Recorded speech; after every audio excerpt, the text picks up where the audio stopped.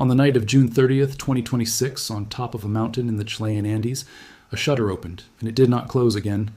Somewhere above 8,800 feet, in the driest, darkest air on the planet, the largest digital camera ever built by human beings began capturing the sky every 40 seconds, and it has not stopped since. What started that night was not just another astronomy project. It was the beginning of a 10-year attempt to film the entire universe frame by frame, until scientists finally understand two forces that have haunted physics for almost a century. And within its very first weeks, this machine had already rewritten records that took other observatories decades to set. Stay with me, because by the end of this story, you'll understand why astronomers are calling this the most important machine ever pointed at the sky, and why what it just found about our own solar system has scientists more excited than anything else it's captured so far. This is the story of the Vera C. Rubin Observatory, and the night it turned the sky into a movie. To understand why this moment matters, you first need to understand where this telescope sits, and why that location was chosen with such obsessive precision. The observatory rests on Cerro Pachón, a peak in northern Chile's Atacama region, chosen because it offers almost no cloud cover, almost no light pollution, and extremely dry, stable air that keeps starlight from blurring on its way down. Astronomers had scouted locations like this for years before settling here, because every fraction of atmospheric distortion matters when you're trying to capture the faintest, most distant light in the universe. It's one of the closest things to a perfect vantage point that Earth has to offer, and building an instrument of this scale in such a remote location was itself a decades-long undertaking, jointly funded by the U.S. National Science Foundation and the Department of Energy, at a total project cost estimated around $800 million. But the location is only half the story. The real breakthrough sits inside the observatory's dome, built around an 8.4-meter primary mirror, roughly the length of a tennis court, paired with a camera unlike anything built before it. The LSST camera, constructed by teams at the Department of Energy's SLAC National Accelerator Laboratory, alongside collaborators from around the globe, is the largest digital camera in the world. It weighs close to 3,000 kilograms, or roughly 6,600 pounds, about the size of a small car, and holds a staggering 3,200 megapixels, spread across 189 individual sensors. For comparison, the phone in your pocket probably shoots somewhere between 12 and 50 megapixels. The single camera captures resolution so extreme that displaying just one full image at true detail would require roughly 400 separate 4K television screens arranged side by side. The telescope itself carries a formal name too, the Simony Survey Telescope, honoring the software engineer whose philanthropic support helped make the entire project possible, though most people will only ever know it by the observatory's name, and this camera doesn't take its time. Older observatories might spend hours carefully composing a single deep image of one small patch of sky. Rubin does something completely different. It fires off a new, richly detailed exposure roughly every 40 seconds, then swings to the next patch of sky and does it again all night, every clear night, capturing somewhere around 1,000 images in a single evening. That relentless pace is the entire point, because the mission behind this telescope isn't to take one perfect picture. It's to build a movie. That mission has an official name, the Legacy Survey of Space and Time, or LSST, and the ambition behind it is almost hard to picture. Instead of a single snapshot, Rubin Observatory is scanning the entire visible southern sky over and over, revisiting the same regions roughly every 3 nights, continuously, for 10 straight years, which adds up to the observatory photographing every corner of the southern sky an estimated 800 separate times before the survey finally concludes. Stack those images together in sequence and you don't get a photograph, you get motion. A real observation-based record of the universe changing in front of the camera. Astronomers involved in the project have called it, without exaggeration, the greatest cosmic movie ever made. And on June 30th, 2026, following years of testing and a final careful review of the system's readiness, that 10-year clock officially started ticking, with the observatory publicly confirming that full survey operations had begun. Before diving into what the telescope has already found, it's worth pausing on who this observatory is named after, because her story explains exactly why this machine exists in the first place. Vera Rubin was an American astronomer who, decades ago, was studying how galaxies rotate. She noticed something that shouldn't have been possible. Based purely on the visible mass inside a galaxy, its outer stars should orbit much more slowly than stars near the center, the same way outer planets in our solar system move slower than inner ones. But that isn't what Rubin measured. The outer stars were spinning almost as fast as the inner ones, which meant something invisible had to be surrounding these galaxies, adding gravitational pull from the outside in. Her painstaking, repeated observations became some of the strongest evidence for what we now call dark matter, an unseen substance that emits no light, yet appears to make up a massive share of the universe's total mass.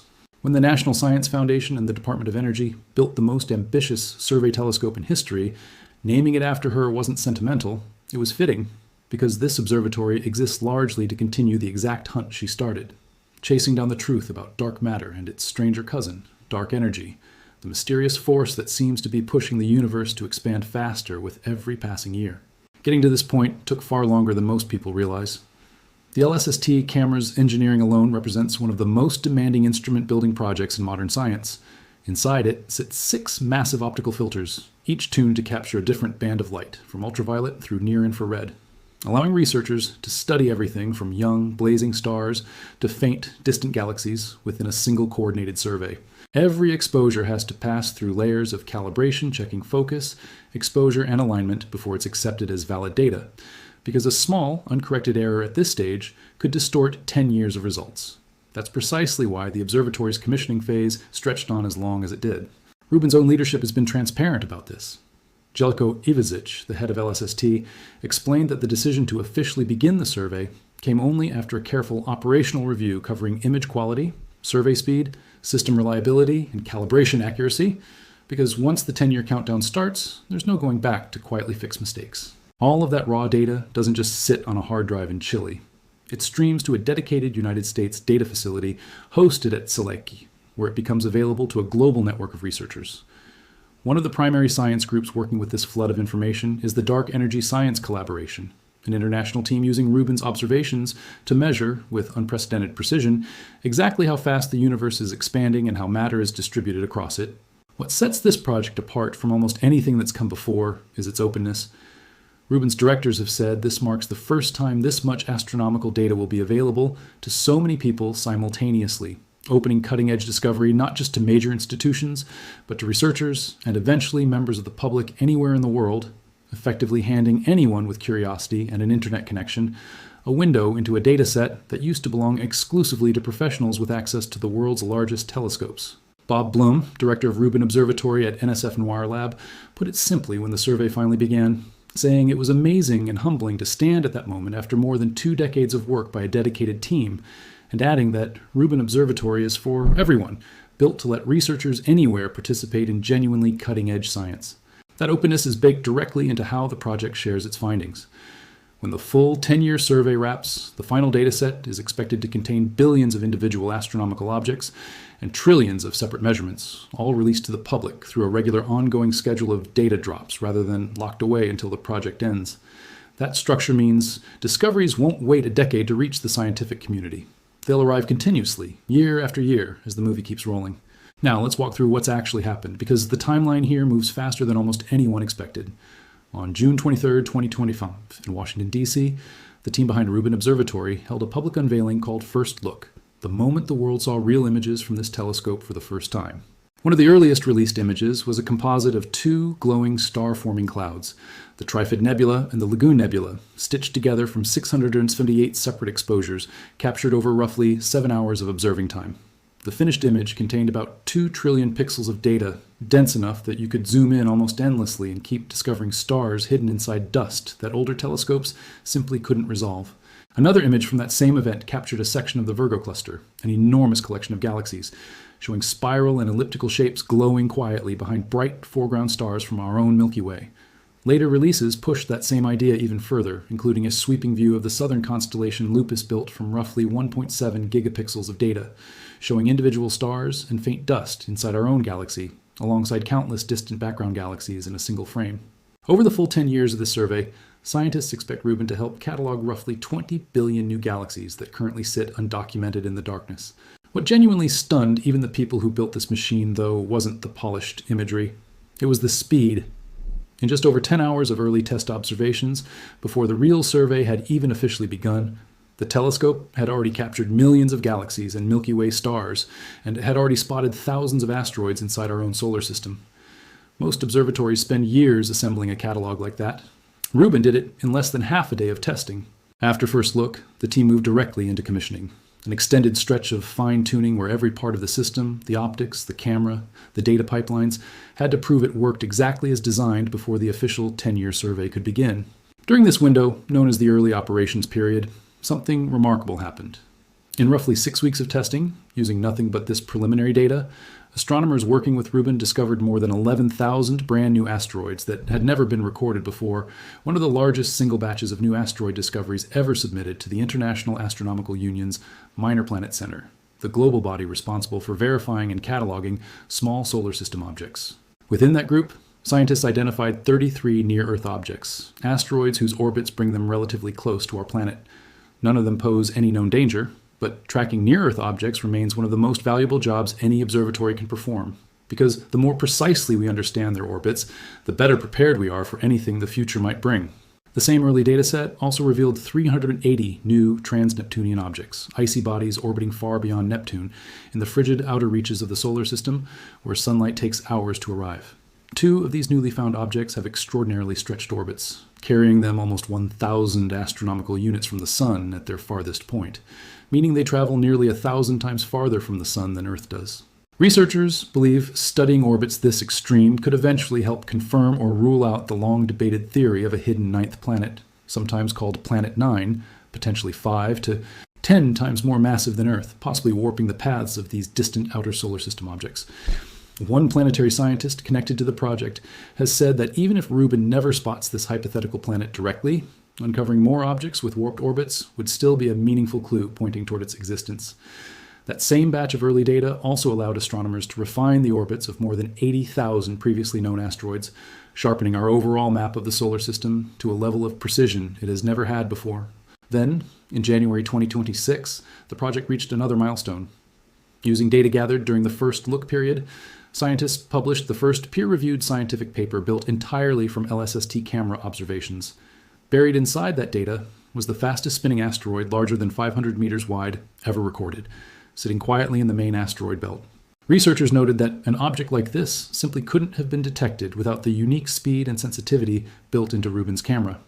And one of the project's deputy leads explained that uncovering thousands of new asteroids and this kind of record-setting object in such a short window was only a small preview of what the full 10-year survey is expected to reveal. Then came the moment that really opened the floodgates. On February 24th, 2026, Rubin Observatory issued 800,000 alerts to astronomers in a single night, flagging new asteroids, sudden stellar explosions known as supernovae, flares from distant supermassive black holes feeding on surrounding material, and stars whose brightness rises and falls over time. Astronomers mark this as the true beginning of the alert stream, one of the final milestones standing between the observatory and the official launch of its 10-year mission. That mission finally began on June 30th, 2026, after more than 2 decades of construction, testing, and careful technical review. From that night forward, Rubin Observatory started scanning the entire southern sky roughly every 3 nights, collecting close to 10 terabytes of data each evening, with the observatory expected to revisit every part of the southern sky about 800 times over the full decade. Across those 10 years, the project is projected to generate roughly half an exabyte of information in total, an amount so vast that entire teams of engineers have spent years just building the software systems needed to sort through it. Rubin's own scientists have said that the data gathered in just its first year alone will exceed everything collected by every other optical observatory on Earth combined. Not close to it, greater than all of them put together. Once the survey reaches full operating speed, the system is expected to send out as many as 7 million alerts every single night, each one flagging a real change happening somewhere in the sky. An asteroid shifting position, a star detonating, a black hole flaring, a distant galaxy brightening or dimming. Early estimates during the project's planning years had suggested the alert stream could eventually climb even higher, toward 10 million notifications a night once the survey reaches its most productive stretch, a figure that gives some sense of just how much headroom the system still has ahead of it. Phil Marshall, Deputy Director of Rubin Operations, said the millions of alerts generated in just the first couple of months of testing already proved the observatory is functioning exactly as intended, a genuine discovery machine, fully built and finally switched on.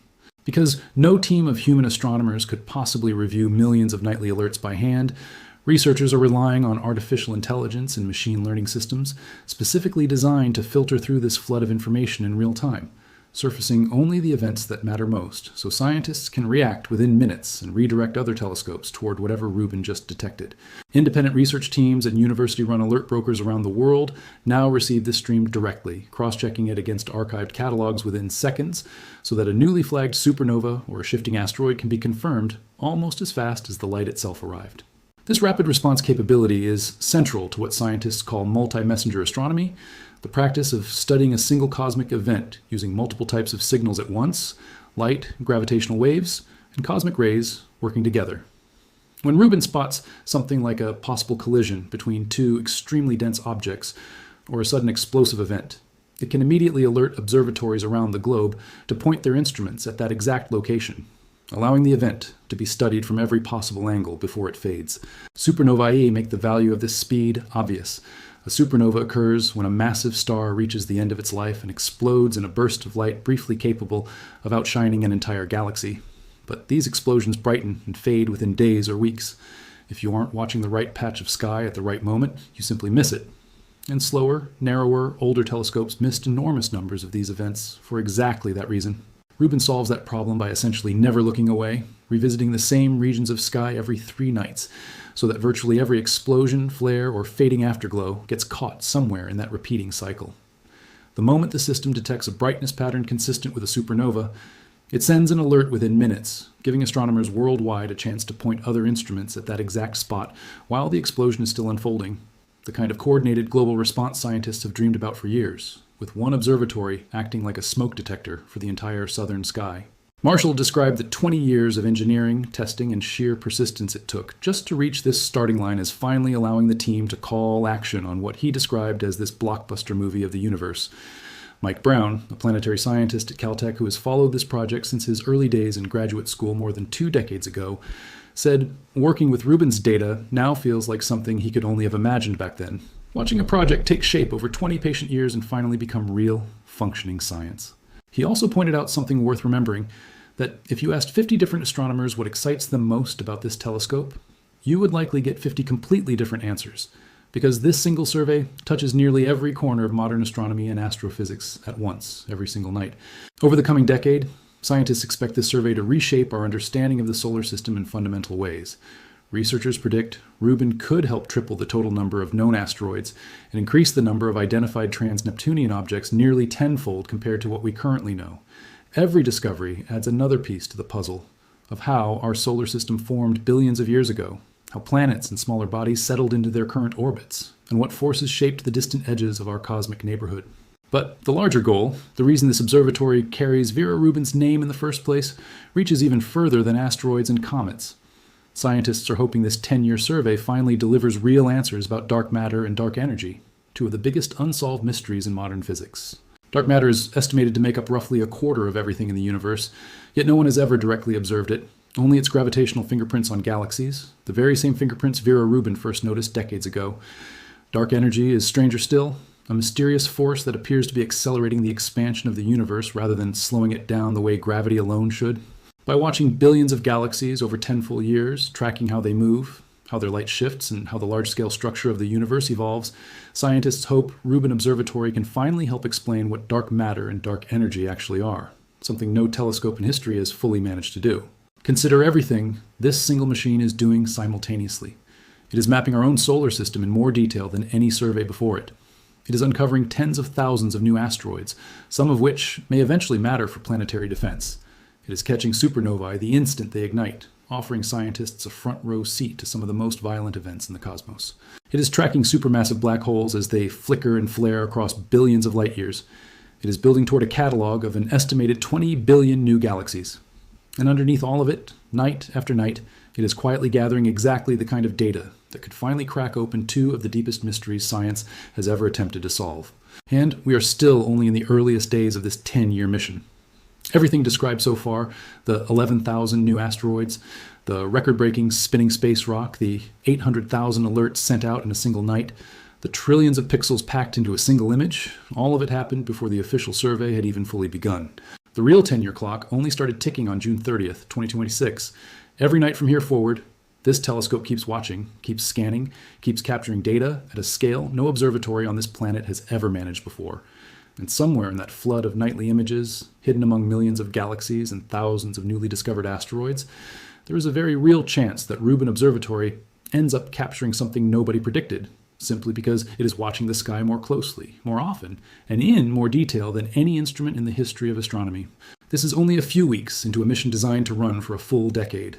Every one of those remaining years is set to bring fresh batches of asteroid discoveries, fresh supernova alerts, fresh images of galaxies nobody has ever cataloged before, and slowly, piece by piece, real progress toward understanding dark matter and dark energy, the two forces that gave this telescope its name. Long after this particular news cycle fades, the shutter on Cerro Pachon will still be opening every 40 seconds, night after night, indifferent to whether anyone is watching, simply doing the patient work Vera Rubin herself once did by hand at a scale she could never have imagined possible. Vera Rubin spent her career trusting quiet, careful observation over easy answers. And now on a mountaintop in Chile, a machine built in her honor is doing exactly that, one 40-second exposure at a time for 10 straight years, until the sky finally gives up its answers.